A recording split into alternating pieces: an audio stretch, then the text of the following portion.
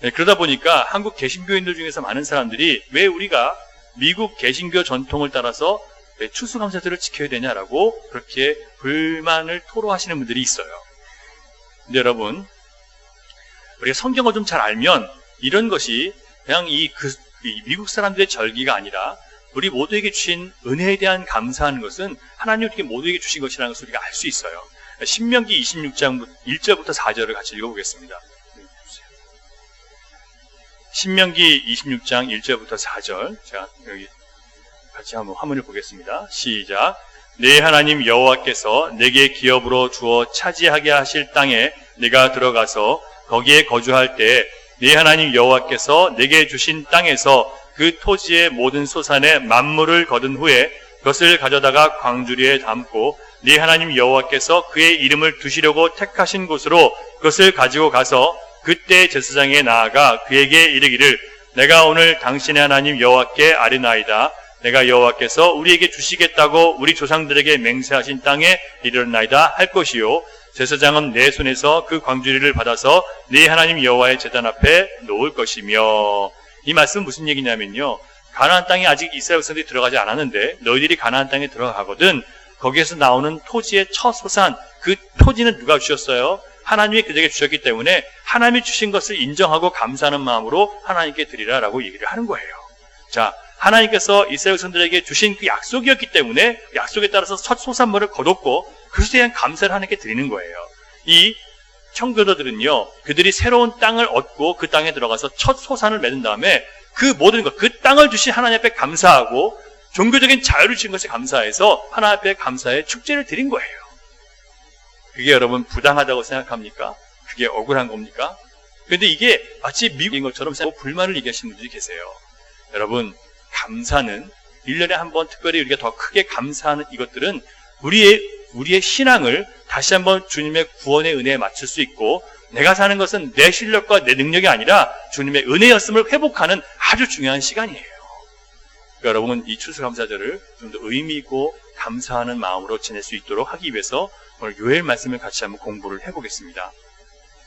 자, 오늘 요엘서를 보면요, 선지자 요엘은 가나안 땅에 들어가서 왕국을 세우고 거기 땅에 풍성한 곡식과 과실과 기름으로 배부른 이 이스라엘 백성들에게 무서운 재앙과 기근을 지금 선포하고 있어요. 곧 이제 큰 재앙과 기근이 올 것이다라고 얘기를 합니다. 1장 2절을 한번 살펴보겠습니다. 요엘서 1장 2절입니다. 1절을 보시면 부두엘의 아들 요엘에게 임한 여호와의 말씀이니라 하나님께서 말씀하셨는데 2절을 보세요. 시작. 늙은 자들아 너희는 이것을 들을지어다. 땅의 모든 주민들아 너희는 귀를 기울일지어다.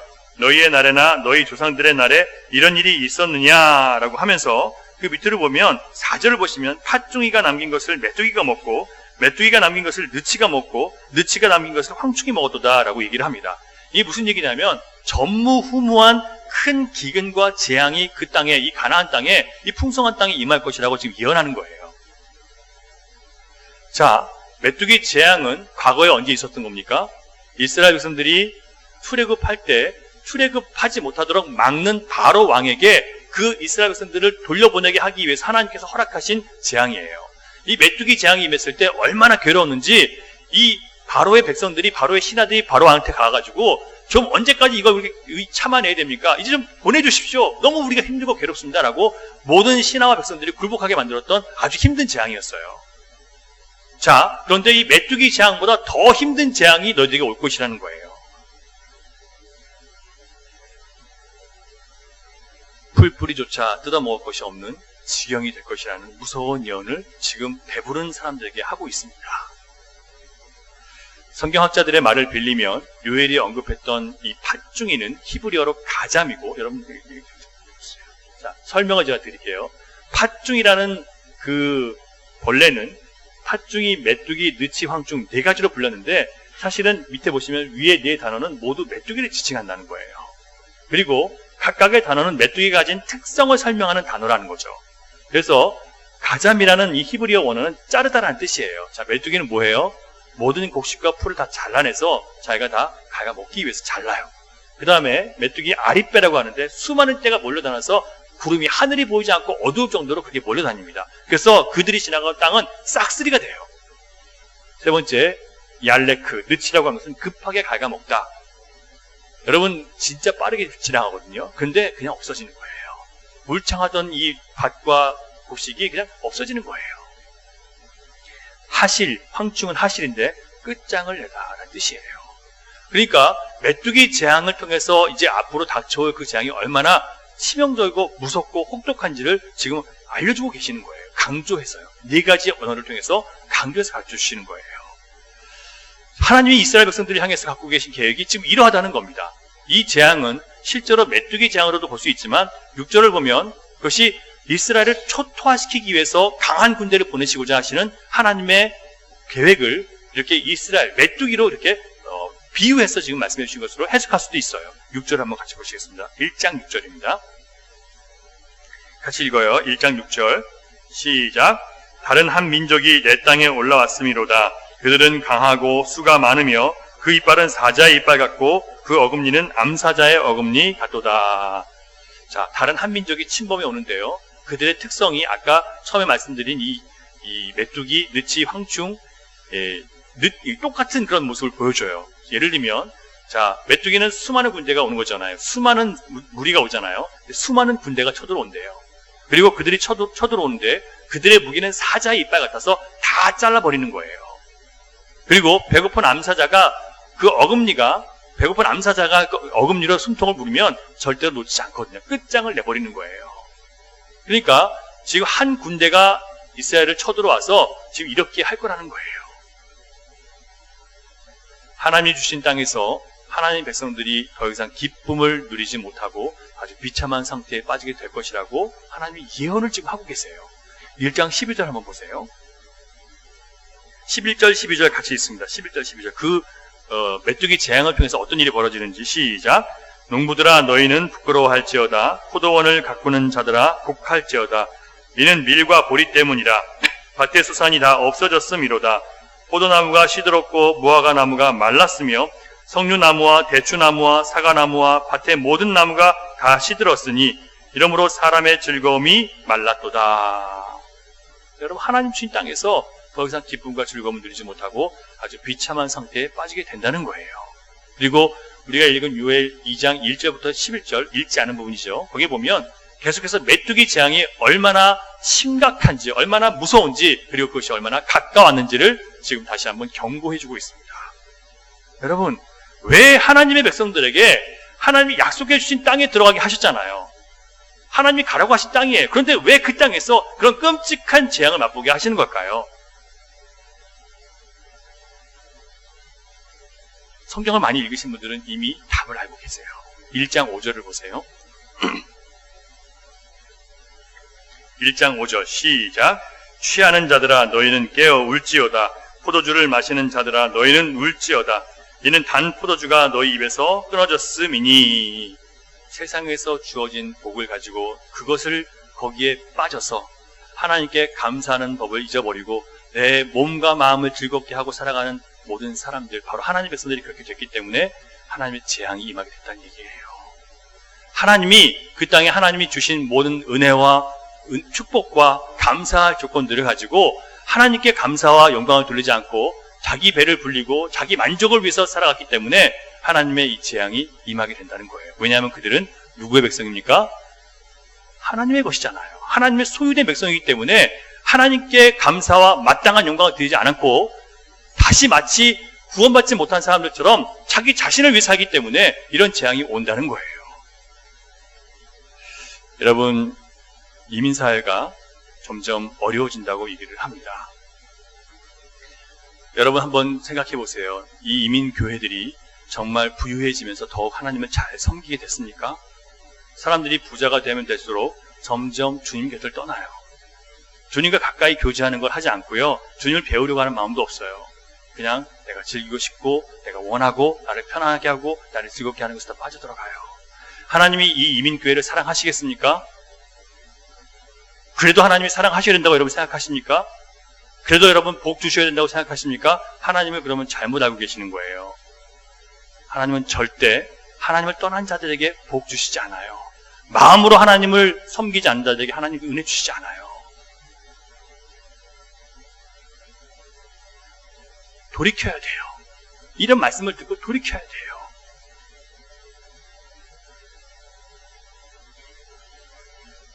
어떻게 보면 지난 한 해의 어려운 시기들은 우리에게 맛보기로 주어진 것일 수 있어요.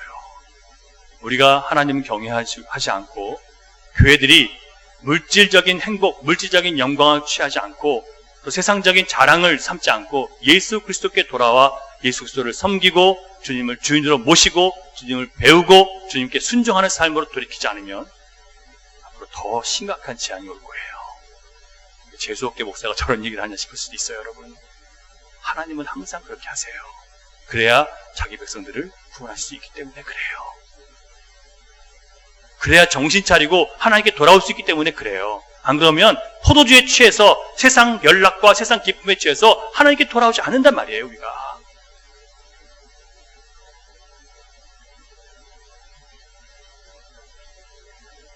한마디로 이스라엘 백성들은 그들이 누리는 모든 현실적인 축복과 행복 앞에서 그것이 모두 하나님께서 주신 은혜였음을 잊어버린 거예요. 그냥 우리가 누리는 것 자체에 만족하고 내게 주어진 것 자체에 빠져 살고 그것이 마치 내 수고의 결과인 것처럼 내가 그만큼 수고했으니까 이 정도 누려야지. 과연 그게 주님을 품고 사는 사람의 마음일까요, 여러분? 모세는 가나안 땅을 앞에 둔 이스라엘 백성들에게 분명히 경고하고 맹세시켰어요. 신명기 30장 20절을 보면 이런 경고가 있어요. 네 하나님 여호와를 사랑하고 그 땅에 들어가거든 여호와의 말씀을 청종하고 듣고 순종하라는 거예요. 듣기만 하는 거 아니에요. 듣고 순종하래요. 그리고 그를 의지하라. 하나님을 계속 의지하고 살래요.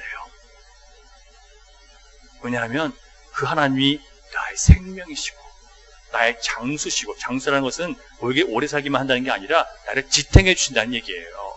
건강하고 밝고 활기차고 충만하게 지탱해 주시는 게 바로 장수하는 거예요. 그리고 네 조상 아브라함과 이삭과 야곱에게 주리라고 맹세하신 땅에 네가 거주하게 되리라. 하지만 내가 너에게 준 말씀을 청종하지 않으면 모든 질병과 재앙을 네가 멸망할 때까지 내리실 것이다 라고 하나님이 말씀하세요. 여러분, 하나님은 그냥 우리에게 그냥 좋으신 분이 아니에요. 하나님께 돌이키지 않으면 어떻게든지 돌이키게 하기 위해서 바짝 엎드리게 만드세요. 그래야 하나님 손에 붙잡힐 수 있으니까요. 겸손히. 안 그러면 겸손하지 못해가지고 계속 내 판단, 내 선택, 내 감정 못 벗어나는 거예요. 이런 약속을 하나님과 했음에도 불구하고 결국 가나안을 정복한 이스라엘 백성들은 몇 세대 지나지 않아서 타락하기 시작했어요. 그들은 자신들이 누리는 모든 것들이 하나님께서 그들을 애굽에서 건져내시고 구원해 주신 은혜의 선물이라는 것을 잊어버렸어요. 여러분, 우리가 사는 모든 것이 주님의 은혜임을 여러분 매일매일 기억하고 사십니까? 이게 잘 안 되잖아요. 그런데 신자는 기억해내야 돼요. 주님이 나에게 주신 은혜다. 이게 다 감사하다. 나에게 주님이 이런 기회를 주지 않았다면, 나에게 이런 지혜를 주지 않았다면, 나에게 이런 마음을 주지 않았다면 내가 과연 이렇게 했을까? 주님이 이 교회를 세우도록 제 마음에 강권하지 않으셨으면 제가 했겠습니까, 여러분? 저도 쉬운 길을 가고 싶어요. 개척하는 게 얼마나 어려운지 알아요. 그래서 그냥 큰 교회 가서 그냥 차라리 부목사 하다가 어디 좋은 교회 담임 목사 가면 돼요. 근데 주님이 그 마음은 아예 생각도 못하게 하신 거예요. 그러니까 어떻게 이렇게 힘든 개척을 하셨습니까? 누가 그러면 부끄럽죠, 저는요. 왜냐하면 제가 한 게 아니니까. 저는 도망칠 마음을 갖고 있었으니까요. 그러니까 여러분, 이런 결과들이 지금 우리가 이렇게 하나님 앞에서 예배드릴 수 있는 공간이 세워진 것에 대해서 우리는 누구에게 감사할 수밖에 없습니까? 하나님께 할 수 없는 거예요. 제가 여러분 이 교회 개척할 때 처음 보신 분들 아시겠지만 그냥 세차장 주차장이었잖아요. 그래서 교회에 와서 기도하고 싶어도 기도할 수가 없었어요. 우리 모두 그랬잖아요. 그래서 교회에서 좀 설교 준비도 하고 그래야 되는데 할 수가 없었어요. 제가 이 교회에서 사무실에 앉아서, 사무실이 아니라 카페에 앉아서 기도하고 말씀을 준비할 때마다 제가 얼마나 감사한지 여러분 모르실 거예요. 하나님 감사합니다. 어떻게 이런 큰 은혜를 주셨습니까? 눈에 보이는 그것 때문에 감사한 게 아니라 하나님께서 우리를 지금 복 주시는 과정이 있다는 걸 제가 깨달으니까 그게 너무 감사한 거예요. 우리를 지금 세워가시는 과정 가운데 있다는 거 아니까 그게 너무 감사한 거예요. 여러분 지금 큰 거 어떤 거 얻은 거 감사하지 마세요. 지금 여러분이 주님 안에 함께 가고 있음이 감사의 조건이에요. 그러면 소망이 있으니까요. 근데 지금 주님과 아무 관계없이 가면 소망이 없어요, 여러분. 여러분이 누리는 거 원하는 거 가져도 그건 여러분 금방 허무해져요.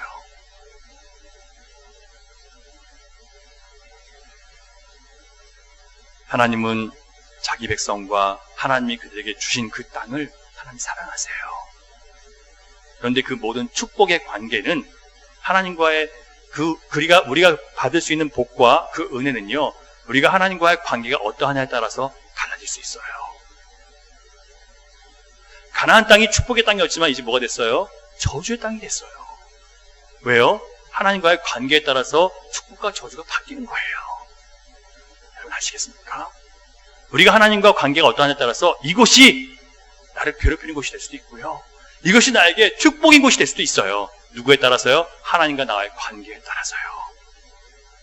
이 아르헨티나 땅이 여러분에게 복된 땅이 될 수도 있고 내가 망하는 땅이 될 수도 있어요. 뭐에 따라서요? 하나님과 우리의 관계 안에서 내가 하나님 앞에 굴복할 때 이 땅은 하나님의 축복의 땅이 될 수 있어요.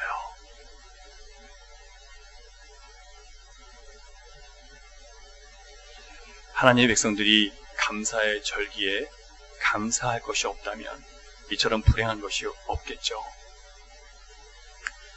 우리가 드리는 이 곡식과 과일, 사실 여러분들의 수고의 노력이에요. 우리 교회, 또 서로 섬기는 마음들, 또 함께 나누는 떡과 음식들, 다 여러분이 섬김의 수고의 결과예요. 감사드려요. 여러분 수고 많이 하셨어요. 진심이에요.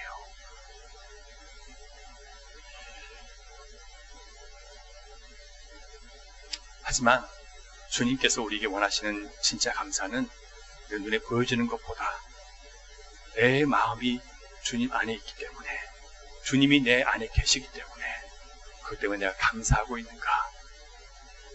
감옥에 들어가도 감사하고, 가난해도 감사하고, 비참한 상황이 있어도 감사하고, 슬퍼도 감사하고, 외로워도 감사할 수 있는 이 진정한 감사가 내 안에 있는가. 주님은 그것을 이 감사의 절기에 다시 한번 확인하기를 원하십니다. 주님이 정말 기뻐하시는 것은요, 우리가 이래서 얻은 소득과 거둔 물질을 드리는 것 그 자체가 아니에요. 주님은 우리가 그것을 드리는 마음을 보기를 원하세요. 내가 성공하고 잘돼서 세상의 신자가 예수 믿으면 잘된다는 것을 남들에게 보여주는 것, 주님은 우리에게 그걸 원하시는 것도 아니에요. 여러분 세상에서 축복받아서 잘되는 거, 그거 가지고 하나님 영광 받으시는 게 아니에요. 그렇다면 하나님께서 우리에게 이 감사절에 정말 바라시는 것이 뭘까요? 먼저 우리 마음을 하나님께 다시 돌이키는 겁니다. 2장 12절과 13절을 같이 읽겠습니다. 요엘서 2장 12절 13절이요. 시작. 여호와의 말씀에 너희는 이제라도 금식하고 울며 애통하고 마음을 다하여 내게로 돌아오라 하셨나니 너희는 옷을 찢지 말고 마음을 찢고 너희 하나님 여호와께로 돌아올지어다. 그는 은혜로우시며 자비로우시며 노하기를 더디하시며 이내가 크시사 뜻을 돌이켜 재앙을 내리지 아니하시나니. 포도주로 기뻐하고 포도주에 물든 사람들, 쾌락에 물든 사람들에게 금식하라는 거예요. 먹지 않고도 기뻐할 수 있는 하나님의 은혜를 네가 가졌냐? 여러분, 마음을 다해 돌이킨다는 것이 바로 주님께서 우리에게 먼저 바라시는 거예요. 혹시 우리가 쌓아둔 물질과 우리가 거두는 어떤 이 실력과 내 영향력을 바라보면서 내가 정말 수고했다. 내가 참 대단하다. 혹시 나를 칭찬하고 있지 않습니까? 모두가 어렵다고 하는 이 시기에 그래 내가 잘 버텨냈다. 혹시 자기를 긍정하고 있지는 않습니까? 주님은 우리가 이런 생각을 버리고 모든 것이 하나님의 은혜였습니다. 왜냐하면 주님이 세우시지 않으면 못하거든요. 우리가 노력했다고 해서 되는 게 아니에요. 우리가 심은 대로 반드시 거둬지는 게 아니에요. 세상은 심은 대로 거둬지지만 항상 그런 게 아니에요. 여러분, 세상 여기서 지금 실패한 많은 사람들이 일 열심히 안 해서 꼭 실패했을까요? 우리가 말하는 이 세상적인 실패한 사람들에 보면서 그들이 실력이 없고 그들이 재능이 없어서 실패한 걸까요? 그들이 노력을 덜해서 실패했을까요? 그들이 사람들의 어떤 아이디어가 부족해서 실패했을까요? 그렇지 않을 수도 있어요. 그 사람 나름대로 최선을 다했을 수도 있어요. 그럼 억울하죠, 이 사람은요.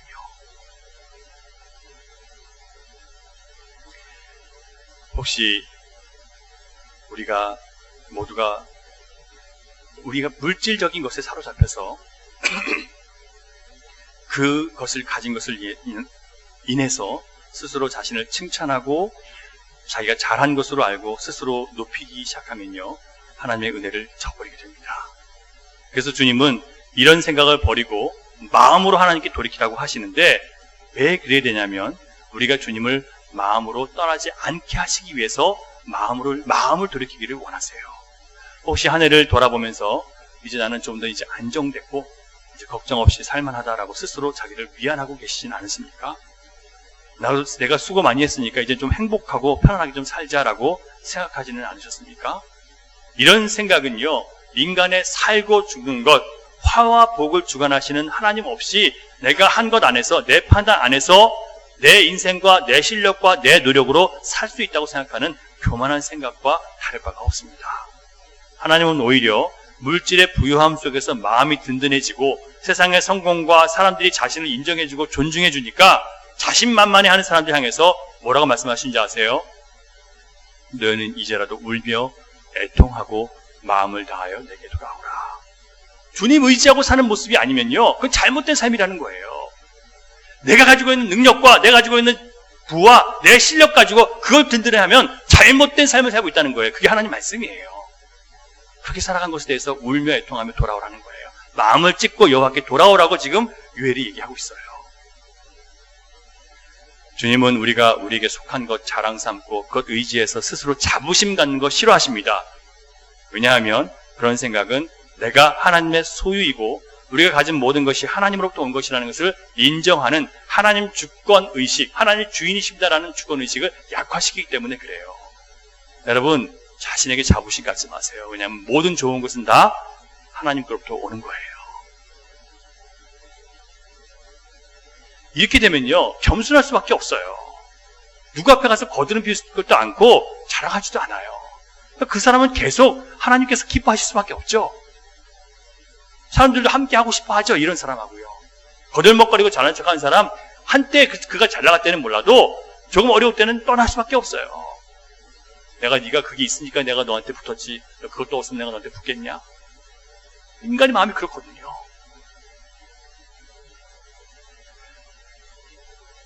사랑하는 여러분, 여러분은 하나님의 자녀이십니까?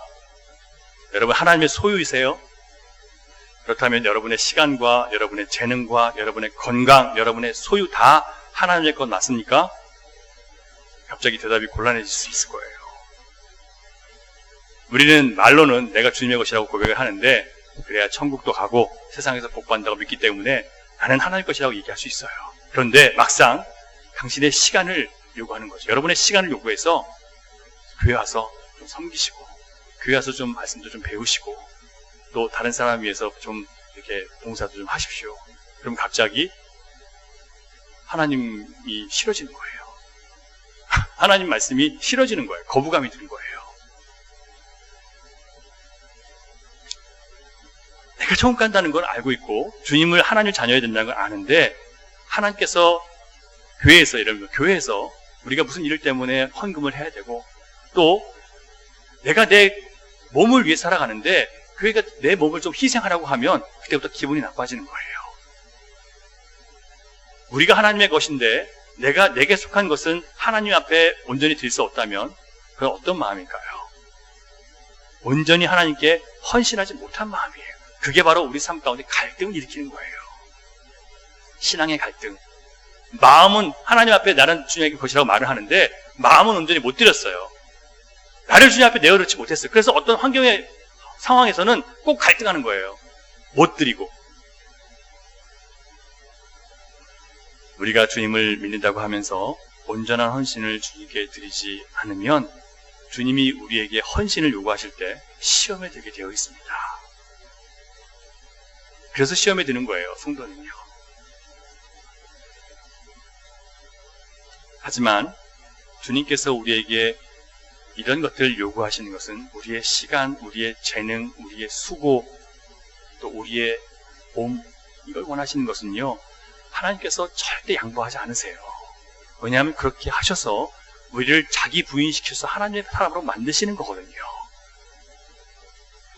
자기를 아끼지 않고 주님께 드릴 수 있도록 나를 바꾸시는 거예요. 이게 시험이죠. 이걸 시험으로 아시면 이길 수 있어요. 근데 이 내 육적 반항을, 이 옛 본성의 반항을 모르시면 거기에 넘어가게 돼 있어요. 목사가 자기 배를 불리기 위해서, 교회 부흥을 위해서 지금 나를 부려먹으려고 하는 이런 식으로 생각한단 말이에요. 물론 그런 교회가 있기 때문에 그런 얘기를 할 수밖에 없는 상황이기도 하지만요. 여러분, 이스라엘 백성들은 가나안 땅에 들어가서요, 풍성하게 먹고 마시고 풍족하게 살았습니다. 그러나 그들은 생명과 복을 주신 하나님을 주인으로 모시지 않고 하나님께 감사하지 않고 자신의 정욕과 탐심의 종이 되어서 다시 자기를 기쁘게 하는 삶을 살았던 거예요. 이처럼 하나님의 은혜를 저버리고 저마다 자기의 행복, 자기의 물질의 풍성함 속에서 하나님이 안 계신 거짓된 행복과 만족을 누리는 자들에게 회개하라고 주님이 돌이키라고 말씀하시면서, 그러면 우리는 뭘 정말 사모해야 되냐, 어떤 은혜를 구해야 되냐를 가르쳐주고 계시는 게 오늘 우리가 읽은 본문의 말씀이에요. 자, 21절 같이 있습니다. 시작. 땅이여 두려워하지 말고 기뻐하며 즐거워할지어다. 여호와께서 큰 일을 행하셨음이로다. 우리가 누려야 될 풍성함은 뭐냐면요, 여호와께서 이루신 뭐예요? 큰 구원. 여호와께서 큰 일을 행하셨다고 하셨잖아요. 이 큰 일은요, 바로 구원의 일이에요. 여러분, 하나님께서 하시는 가장 큰 일은요, 영혼을 구원하셔서 하나님의 것으로 백성으로 만드신 그것이 가장 큰 일이에요. 이스라엘 백성들을 구원하셔서 하나님의 백성으로 삼으신 것이 가장 큰 일이에요. 자, 그러면 우리가 항상 즐거워하고 기뻐할 수 있으려면 뭘 잘 알아야 돼요? 하나님이 우리를 구원하시는 큰 구원의 은혜를 잘 알고 기억하고 살아야 돼요. 그러면 감사할 수 있어요. 근데 여러분, 우리 현실적인 문제 앞에서 이것도 안 되고 저것도 안 되고 이것도 안 주시고 저것도 안 주시고 내 팔자가 이렇고 라고 생각하면 이 큰 은혜로 주어지는 감사를, 기쁨을 누릴 수가 없어요. 여러분, 하나님께서 우리 안에 두신 이 기쁨은요, 추수 때의 기쁨보다 크다고 했어요. 아멘이십니까? 성경 말씀이에요. 추수를 통해서 세상의 물질을 가득 얻은 것보다 하나님께서 우리 안에 주신 이 구원의 기쁨은 그 어떤 것보다 크다고 말씀하셨어요. 그러면 그 구원의 기쁨 때문에 없어도 이길 수 있어요. 가난해도 감사할 수 있어요. 외로워도 주님 앞에 찬양할 수 있는 거예요. 감옥에 갇혀도 사도 바울과 신라처럼 찬양하고 예배할 수 있는 거예요. 주님은 우리에게 이런 진짜 믿음을 주시기를 원하세요. 상황과 환경이 우리를 좌절시킬 수 없는 믿음. 일이 잘 풀리고 잘 돼서 즐겁고 기쁜 것이 아니라 하나님이 하신 큰 일 때문에 즐겁고 기뻐할 수 있는 사람은 여러분 절대로 감사를 잃지 않을 수 있습니다.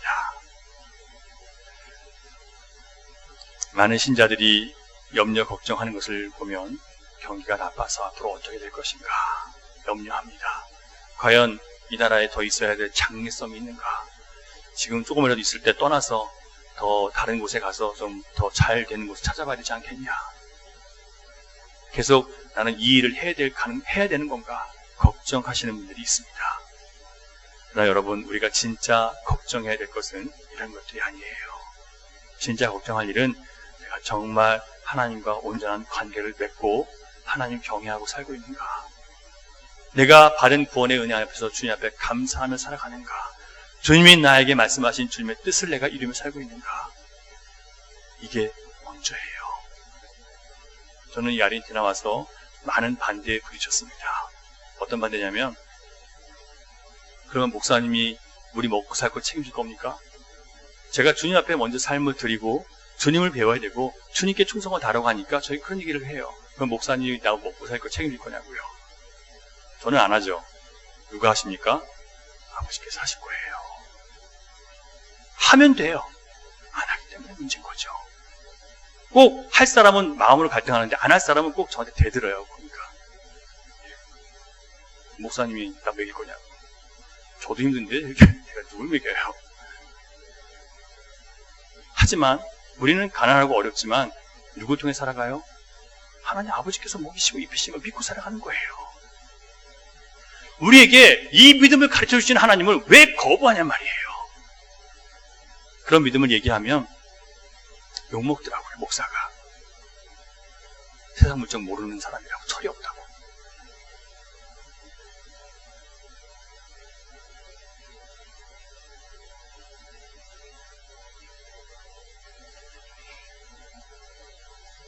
몰라서 그러는 게 아니라 알기 때문에 넘어설 수 있는 방법을 주님 안에서 나누는 거예요.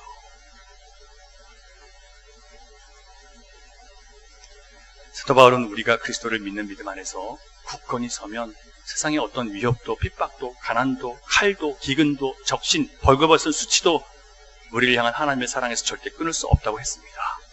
저는 이것을 확실히 믿어요. 이 말씀을 믿고 입으로 고백할 때마다 하나님은 항상 똑같이 역사하셨어요.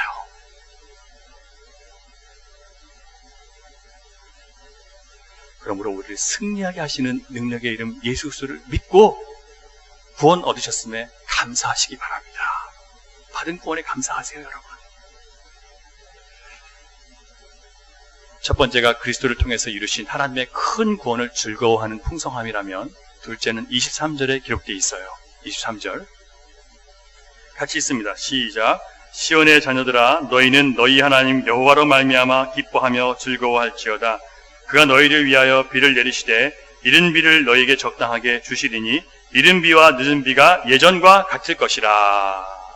자, 두 번째 풍성함은 뭐냐면 이른 비와 늦은 비로 만족하게 하는 풍성함을 주신대요. 이 약속을 여러분 믿으십니까? 이른 비와 늦은 비는요, 성령의 임하심을 말하는 거예요. 첫 번째 얘기한 큰 구원은 누구의 구원이에요? 예수 그리스도를 통해서 받은 완전한 구원이에요. 다시는 무너지지 않을, 다시는 죄로 빠지지 않을 완전한 구원이에요. 다시는 저주받지 않을 구원이에요. 두 번째는 늦은 비와 이른 비, 성령의 충만함을 통해서 우리에게 열매를 맺게 하신대요.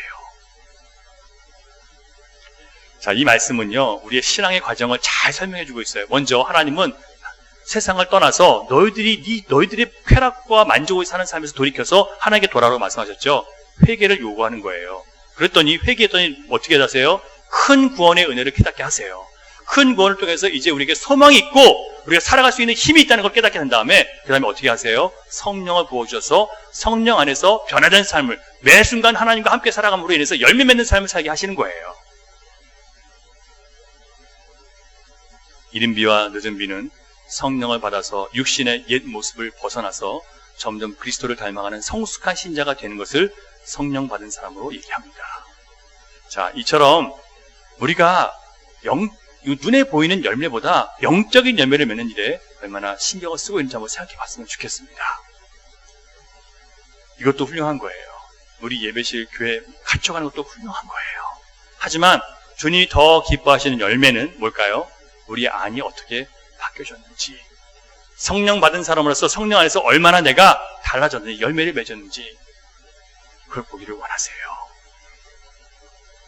고린도전서를 보면요, 성령의 은사와 능력이 많은 교회였어요. 고린도 교회는요. 그렇죠? 그래서 많은 방언, 예언, 치유 이런 게 막 있었어요. 그런데 고린도 교회가 칭찬받은 교회였어요? 책망받는 교회였어요? 책망받았어요. 왜냐하면 성령의 열매가 없어요. 변화가 없어요. 능력은 행하고 일은 많이 하고 뭔가 열심히 부석부석 하는데 내가 변하지는 않는 거예요. 그래서 결국은 도덕적으로 타락하고 분열과 갈등과 음행과 세상 법정에 나가서 고발하는 일이 생기는 거예요. 여전히 능력은 나타나요. 여전히 방언은 해요. 이게 뭐냐 말이에요.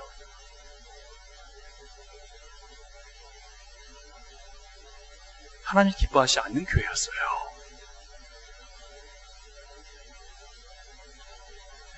여러분, 성령의 능력과 은사가 아무리 풍성해도 성령의 인도하심을 통해서 말씀을 따라서 나를 부인하는 경건의 노력을 하지 않는다면 칭찬받는 교회, 칭찬받는 신자가 될 수 없습니다.